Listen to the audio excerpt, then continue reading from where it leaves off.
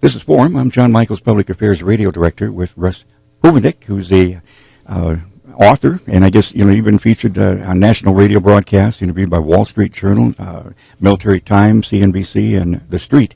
But helping veterans get jobs. I guess first of all, you've written quite a few books too. Yes, my latest book is Deployment to Employment, and we were fortunate enough to hit #1 on Amazon for top new release, and so we're really excited about it. It's been really embraced by the veteran community. It's actually been put into the curriculum of a major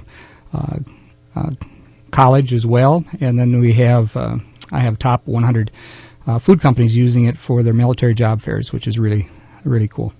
Well, how long ago did it come out? We actually came out onto Amazon about 4 weeks ago, and so it hasn't been out very long. What's interesting is I'm kind of a anonymous type of person. I like to be a homebody, and from hitting that status and some of the things that we're doing, my email box has lit up. I get as many as 400 emails a day now, and with a lot of different journalists and TV and radio now reaching out and wanting to interview us about what we're doing. Well, How to Interview is another book that you have written previously, and How to Get a Raise. Mm-hmm. So jobs is kind of your career. It is. Actually, I've been an executive recruiter for over 21 years now. I have my own agency and have a number of recruiters that work with me as well. And one of the things that I guess drives me and the people that I've hired is that we have a heart and a passion to make a difference for people. And that's kind of the prerequisite for coming aboard with my company. And if you go out to our website, we have a website called directionalmotivation.com. And that's a site that's dedicated to just helping people in their career search. So there's all types of interviewing tools and tips, and we've got videos, audios, we've got worksheets. I've done industry or interviews with industry executives that are on the blog that you can listen to. We do scholarships, and the volunteers, or everybody that's with us in regards to the Directional Motivation Company, is totally volunteer. Everything is out of our pockets, out of our the time commitments, that type of thing. And so it's really cool. And then I have my other company, which is Client Staffing Solutions, which is a executive recruiting agency. We work nationwide, and then on occasion we'll do international assignments too. Well, 20 years executive recruiter for Fortune 500 organizations. Now, is there any famous executives companies that you've helped? Companies in terms of, most recruiters would say never talk about who your clients are because, you kind of want to keep that under hat. But with the relationships that I've built, I don't worry too much about competition, to be honest with you. Hormel Foods is a huge client of mine, and Sara Lee's been a client, Land O'Lakes, those types of organizations.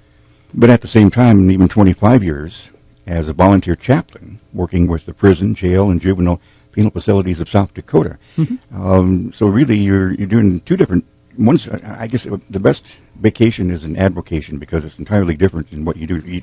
You're executive recruiter during the day and a chaplain during the rest of the day. I always tell people, if you're going to get a hold of me on Sunday, you probably not going to catch up with me. I'm in the jail. And what's really amazing is they let me back out. But I enjoy making a difference for people. I've got a core belief, I guess, that has driven me, and that is that I believe that everybody wants to be better than they presently are. And what I find is they don't know how to get there. And so what we do is we really show them how to get there, whether it be through the interviewing, whether it be through like Deployment to Employment, my military book, which is written, it's a guide for military veterans transitioning to civilian employment. And so everything is geared to help people, and as is our site. Well, I want to get back to the veterans in a minute, but you've done so many things, that led up to this. Your motivation book, Directional Motivation, is included now in high school, college curriculums. It's being used by top 100 food organizations for job fairs, veteran job fairs, campus recruitment efforts. That covers a pretty big spectrum there. It sure does. And it's, to be honest with you, God has been so amazing in his way that he's handled me and handled this through all this. He's opened doors that would seem impenetrable, and he's opened them up. It's been just amazing. And so, again, it fulfills that inner drive to make a difference for people because you realize that you're touching touching lives in so many different ways, whether it be the life of a company or a life of an individual or the candidate themselves and all their family. It's really neat. Well, working with prison, jail, juvenile facilities of South Dakota, people, I think, realize that jobs is the key to these people when they get out, so they don't go back in. Well, that's true. Yeah, very true. And so we work, mine is more of from a chaplaincy standpoint, but really the core things are being able to communicate who you are. The interesting feedback that I get on my How to Interview book, for instance, I wrote that initially for college or high school seniors, graduating seniors in college coming out, and really entry-level workforce type of scenarios. What's been really interesting is it's been picked up, and we've had tremendous results with individuals that have 20 and 30 years of experience within industry. And they said, well, I know how to interview, that type of thing. They grab the book and they go, wow, this has put a whole new spin on the interviewing process. I've got an example of one individual that he's a 30-year plant engineer with a food company that went ahead and got the book, and I got an email from him the first week, and he goes, wow, this has totally changed the way I'm looking at the interview process. The second week, I got a follow-up interview, and he said, I'd been into the interview. I just want to let you know. I met with the president, the vice president, their executive team, and he said the HR manager escorted me to the door after the interview, and she said, by far, this is the best interview I've ever conducted. And on the way home, they called him on his cell. They offered him the job, and he went back and signed papers. So it's pretty cool. Well, it all ties together with this transition for veterans. Mm-hmm. There's still, I think, 1 out of 3 homeless are veterans, and a lot of that's by choice. Yeah. They just want to be left alone. There's quite a few veterans in South Dakota going, like say, even Korea, World War II, that are retiring, you might say right now, but a lot of them are still working. Mm-hmm. Sure. But I think you're mainly, your father was, World War II, right? Yes. Mm-hmm. But your brothers were probably... They were in the Air Force, and then they're also... actually, they're both in the Air Force, couldn't think of it, but yeah. So yeah, we've had a military family in that regard, for sure. I'm not a military veteran, but I truly believe with all my heart, we owe them everything. Were you brothers in the Vietnam era then, or...? My brothers weren't in combat, but one was in the Vietnam era. Well, a lot of the Vietnam veterans are receiving more help now than they did back then because of the Iraq and Afghanistan and the other wars that we've had. But there is a definite, I guess the military is doing more now than they did before. Well, definitely. But a lot of times it was basically, okay, your time's up, you're out. Yeah. And they gave you your last paycheck, and that was it. Yeah. That isn't what they needed, is it? Yeah. What's interesting, and I use a correlation to try and I'll probably ask your audience just to think about this, and because I work within the penal system, and you take a look at an individual that, for instance, has been incarcerated for maybe 8 years, 10 years, 20 years, and their day of fulfillment comes up, and they open up the doors, they put $50 in his pocket, and they say, all right, go for it, don't come back, make a success of yourself. And think about, with that, how difficult that would be to make that transition, because you're trying to assimilate yourself back into a family unit that doesn't know you. You're trying to assimilate into a world that you're not familiar with, because everything has changed since you've been gone, and some of the stigmas that you're carrying. Well, what happens with military veterans many times is a lot of the same things play out because they haven't seen their family. They've been a key part of that. The family units functioned without them in many cases for a while.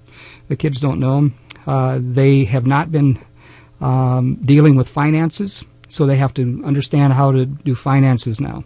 They don't speak civilian language. They speak in acronyms and facts and figures and that type of thing. There is, on the part of employers, and it's not an intentional bias, but it's a communication aspect of they're not understanding veterans, and so that communication gap exists there. The reason that I got involved in this campaign is I had a Fortune 100 company call me and they say, hey, if you run across veterans, we'd love to hire them. I said, really? I said, and they said, you sound kind of surprised. I said, I am, because I've interviewed a lot of veterans. I don't know what to do with them. And in fact, I just kind of disregard them, have the conversation, and say, well, good luck to you.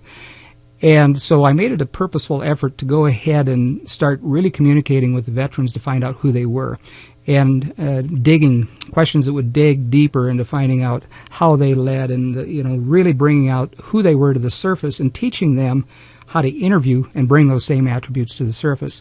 When I started doing that, I started placing a lot of veterans, and then helping a lot of veterans through that. And so I thought, well, why help one at a time when I can help thousands at a time? And so that's the premise behind the book, and that's what we're doing. We're actually, we started a Invest in a Vet campaign, and that's about 4 weeks ago now. And we've had, it's really interesting when you go out on the street and you say, you're talking to people about what you do, and they'll say, boy, I'd love to help a veteran, but I don't know how. And so we started the Invest in a Vet program, which encourages individuals to go out, purchase a book, put it in the hands of friends, relatives, friends of coworkers, whatever the case may be, of veterans that either are in transition now or going to be transitioning within the next 1 to 2 years. And I have yet to have had one individual say, I don't want to do that. So then I said, well, all right, we can go to businesses, and I bet you they'll sponsor for veterans too. We've had an overwhelming sponsorship from businesses saying, I want to be part of this. And so last week we went to Omaha, and we took the sponsored books by businesses and individuals. We had one company, John, that is in North Dakota, got a hold of us. They have 5 employees. And they said, we currently don't hire a vet, but we understand your cause. We believe in your cause. They bought 100 books to donate. So we took those books, took them to the Veteran Transition Center in Omaha, and delivered them. Very moving experience. Mm-hmm. And so what we're encouraging people to do is to go ahead, go out and purchase the book, make a difference. Because if we wait for the government to take care of these guys, they're in trouble. They're doing a little bit more on the exit, but it's still not enough. Right. The government, you mean, in terms of that? Yeah. Mm-hmm. Oh, yeah. And there's a lot of programs, and that's a misconception that a lot of people have. Just because you have programs doesn't mean you have the answer. And what I mean by that, the reason that my book connects with so many people at such a level is I wrote it in a step-by-step fashion. And the importance of that, John, is because what happens... You ever purchased a home? Yes. Okay. You understand all the paperwork you got? Quite a bit. Did you? Every document you understood? No, it's actually the number one lie is that people read the license agreement on their software. They all say, exactly. I agree. But nobody ever reads it. No, that fine print. Oh, exactly. Yeah. And so what's happening with veterans is they're facing all these issues in their life, the finances, the family, the adjustment, and all these things.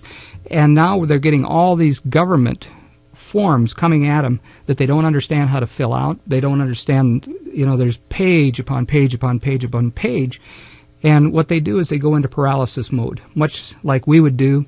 If you ever got an IRS notice saying you were late, or not even late, but whatever the case may be, you go, what are they trying to tell me? Same with a lot of the programs; they're not comprehending. So what I did is formulated a book that is very, very simple, just absolutely step by step. Kind of takes the veteran by the hand and says, "Okay, you can do this. So let me walk you through the process." And we've just had tremendous success with it. Well, when you started interviewing in depth the veterans, was there kind of a key point that the light bulb struck up and lit that you kind of said, okay, this is something nobody else is really doing? Was there a point where you said, I've got to write a book about this because nobody else is? Yeah. I've read a lot of, even like on the How to Interview book, actually the veterans are using both books, tremendous success with them. And because my book is more than interviewing, it's on how to interview, it's a book on communication, how to take and understand what it is you bring to the table and how to highlight it and bring it to the attention of your audience, whether that be in an interview setting or whether that be in normal communications everywhere. The high school individuals in college are just astounded because they're using digital connections, the communications through Twitter and your email and, that type of communications. And so this has been an eye-opener for them. The aha moment is really when I'm on the phone, and was on the phone, and with my first veteran, when I realized I had just opened the Pandora's box, I don't know if Pandora's box is the right term, but opened that treasure chest of what really made the difference in them. And they were responsive the same way. It's like, oh my gosh, I didn't realize this within themselves.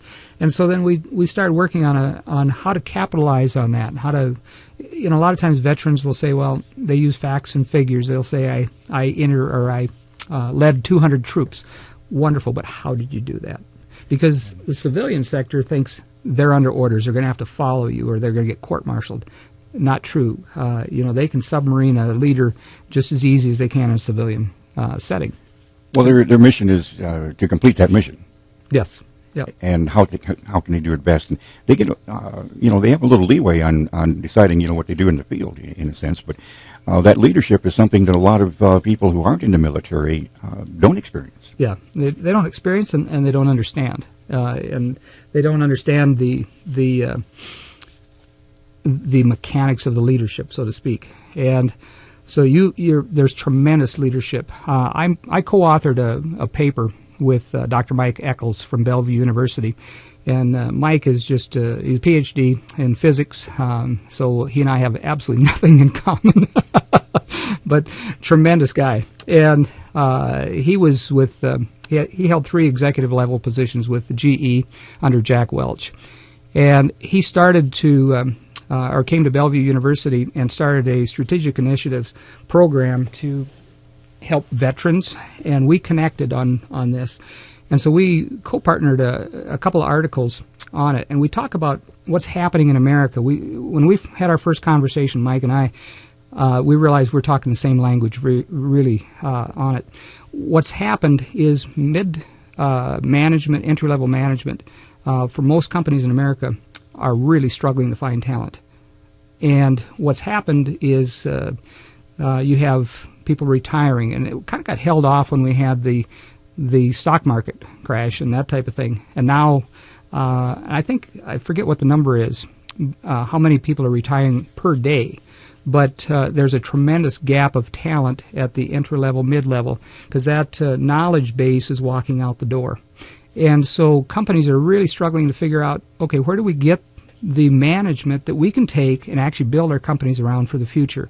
And so Mike and I co-partnered an article that addresses that and really brings out the points that military veterans bring, that being exceptional commitment, dedication, leadership, vision, maturity, all the attributes that companies can actually build around for the future. And we're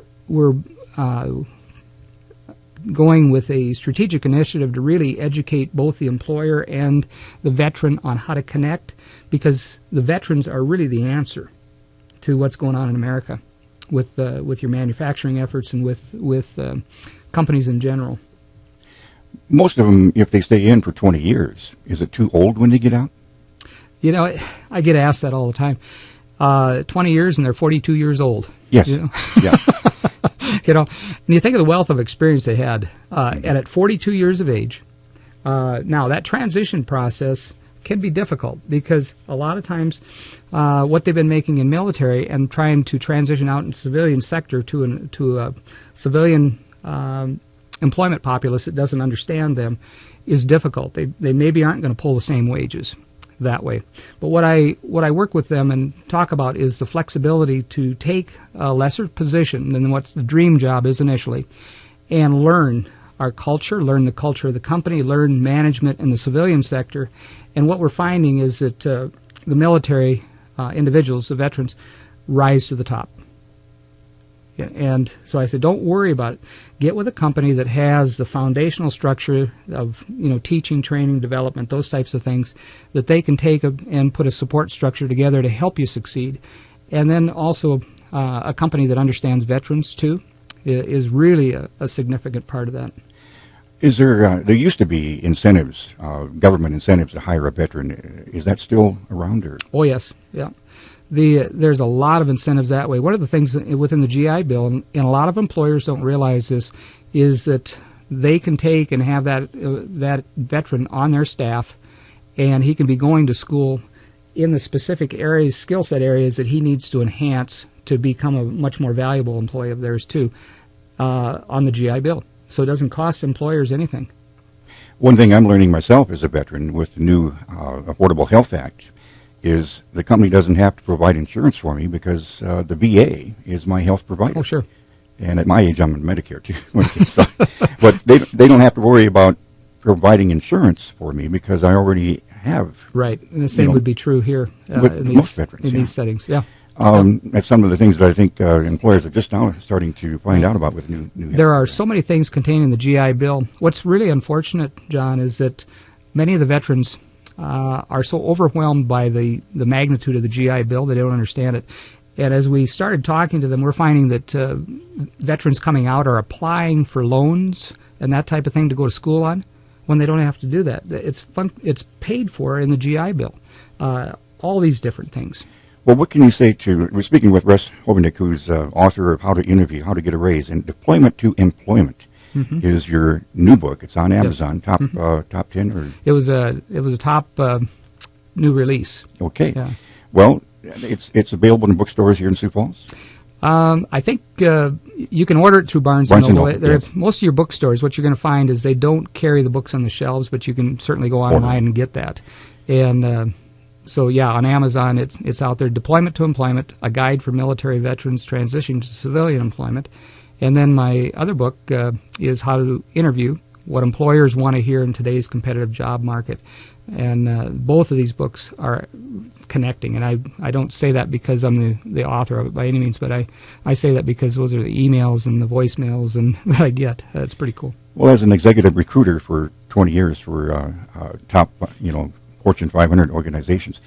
We have a unique city here. Yeah, you do. We do. It's kind of like if it's like the mayor said the other day, if they could figure out what we're doing in Sioux Falls and South Dakota and apply it to the rest of the country, we got, 3-4% unemployment? Yes. Now, that is kind of hard to bring in an industry when we don't have enough people to fill the jobs. Right. What I would really encourage employers in Sioux Falls and South Dakota in general is to really look at the veteran community for building their companies around and being willing to make that commitment to teach and train and help them because they're going to be a very valuable resource for the long term. Most veterans coming back, they find out that their family can get along without them. They financially and everything, they've been doing that. Yes. So when they first get off that plane and get somewhat, used to not maybe wearing the uniform. For the person listening on the radio right now, sure, who probably wouldn't want to be seen going in to ask for help, right? What can you say to them right now? They're just back from Afghanistan or Iraq, or maybe they were in Germany or Japan. But what can you say to them right now? Okay, one of the things that I'm really working on the initiative side is to connect with those people 1 year out of transition, because that's really one of the keys, is to get yourself set. The things that I cover in here in terms of getting yourself prepared for that day, like we're talking about, are vital. They're very vital. Now, if you're already in that situation as a veteran right now, what I would, number one, it's okay to reach out. It's very hard. I understand that because you've been trained to be self-sustained. Pull yourself up by the bootstraps. Yeah. Absolutely. And, unfortunately with veterans, there's a badge of courage that they wear that says, a badge of honor that says, I don't need help. Well, everybody needs help at some point in time, and it's not a show of weakness. It's a show of intelligence, really, to understand where you are and realize that there's people out there that truly want to help you. And I realize one thing that's really bad, John, that really frustrates me is there's a lot of predatory practices upon veterans because that GI Bill is loaded with funds available. And so you have a lot of institutions, or I shouldn't say institutions, but organizations and companies really vying for those dollars. And that's where I think if they would reach out to me, I can help them there in terms of getting them to the right type of sources. We're going to be doing this veteran initiative with Bellevue College or Bellevue University in Bellevue, Nebraska. And so we'll be putting the educational programs together to make and simplify a lot of these things and make that transition process much easier for you. I need to know what you're dealing with, and let me help you. And I'm not the savior to everybody, but my desire is to take and give you the tools that can help you. And it's a step-by-step process. If I can say one thing, probably is to relax a little bit. Don't panic, and let us reach out. Let's do this thing together. Our time is rapidly running out. You wondered how we could talk so long. We got plenty to talk about. One thing on your book on how to interview. What's the main thing you can tell people that is different than other how to interview advice? The how to interview is really a self-analysis of who you are internally and what are the characteristics that really make up who you are that is going to separate you, and then put it in a format that to teach you how to communicate effectively to get that point across. What I teach is building a vision. And what I mean by that is when you take these concepts and you put them in a format that that defines you, what happens is employers can get a picture of you. And then they take that picture and they transfer it into their organization. They say, does he fit or doesn't he fit? Or does she fit, doesn't she fit? And whether it's right or wrong, whether it's a yes or a no, that's okay, because if you don't fit the organization, now you know. But what happens in interviewing so many times is it's so vague and cloudy that an employer can't really formulate a proper assessment of who you are. And it's your job as an interviewee to take and give them that picture. And so that's what I really bring to the table, and people love it. Again, before our time runs out here, how do you get a raise? How do you get a raise? And that's one of the things that I do with that. Fortune 500 companies, the HR managers have contacted me. They say, absolutely love your book. And I've had candidates that will come back and say, absolutely love your book. That was the purpose. I wanted to bring the two parties together. And what the how to get a raise is driven towards self-assessment first. Who you are, what do you bring to the table, how do you compete, or how do you compare in the job market, what are your skills assessment in comparison with what the requirements of the job are, all those issues before you ever enter that interview room. And what both sides like is the accountability that it brings to both parties in the process. Well, it's almost a series, how to interview, how to get a raise, is almost what you need to get to the book on deployment to employment. And do you have a website? Yes, directionalmotivation.com. And are you from Sioux Falls? I'm originally from Minnesota, but I've lived in Sioux Falls for 30 years. So. And you can make a career out of being an employment recruiter, executive recruiter, and write books. Yeah. Fun. Well, that's what I'm saying. Here in Sioux Falls, South Dakota, you're actually doing a lot of things nationally right now. Actually, internationally. We're working with troops right now in Afghanistan and in Iraq and various parts of the world that have been in contact with me. And I do webinars and seminars and teleseminars, to help groups as well. Well, getting the people the plan, giving them the outline, giving them the direction that they can take, and with your experience, especially with being a volunteer chaplain for 25 years at the prison, the jail, the juvenile of South Dakota. I'd like to talk more about that, but we're running out of time. Sure. And 20 years as an executive recruiter, and having brothers and your dad in the military, you're familiar with all of that. There's a reason why Wall Street Journal and the Military Times, CNBC, and the Street have interviewed you also. So, again, your website. Directionalmotivation.com. Russ Hovendick. It's Hovendick. Thank you very much for being with us on Forum. It's been a pleasure, John. I appreciate it.